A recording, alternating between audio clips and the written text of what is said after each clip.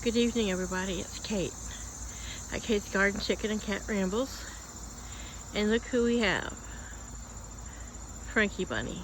I looked out the bathroom window and saw him sitting out here. Because as I sit there, I always take a look at my chickens. And this is just not a stray bunny. I mean, there's nothing special about my yard, this acre, that would draw wild bunnies just to pass through here. And this bunny lets me get this close. So this is obviously my resident bunny.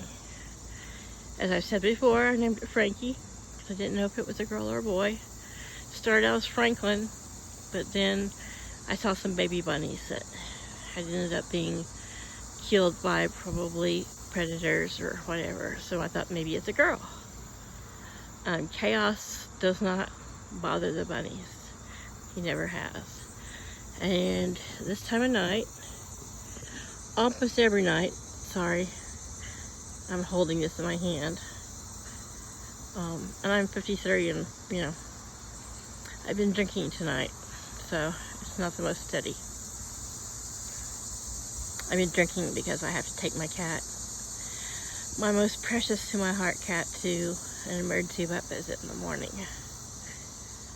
Most likely she's going to be fine, but she is 12 and it has made my anxiety just like peak. So yeah, I had a few shots, but I'm fine. I just probably aren't the best videographer right at the moment. But this is Frankie Bunny. We are in Delaware, so this is a wild feral hare. And it has a beautiful, red hair behind its ears. And there can't be a dozen different bunnies visiting my property. This one is the one that has been on previous videos, hopping around the perimeter of the chicken corral, as I call it. I've got lots of photos and a little bit of video. Even when I mow, I see this bunny. I mean, it stays out of my way and it hops away, but I'm probably 20 feet away from it. But it's just out here nibbling the grass as our yard has gotten dry and our grass isn't great. I would say probably the 20 yards that surround my garden, the dead part of the garden, my okra grove here, has it's kind of tall.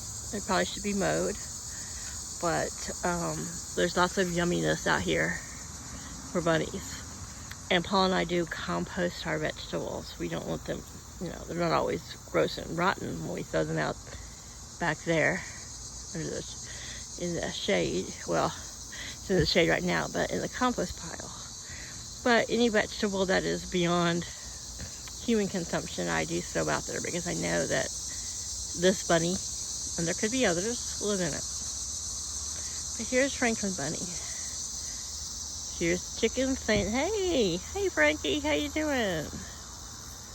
How you doing? No, we're not Jersey chickens.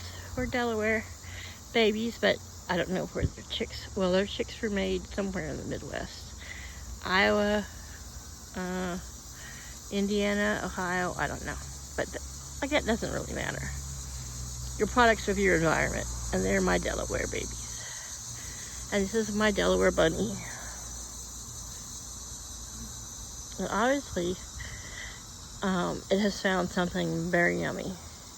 So yummy that it doesn't care that I'm now only about 15 feet away.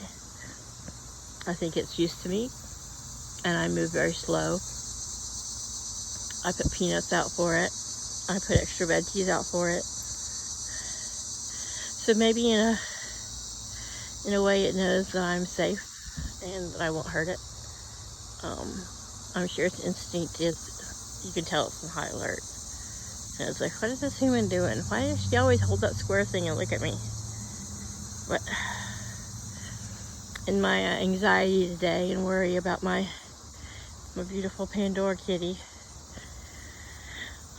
This is just something positive to see.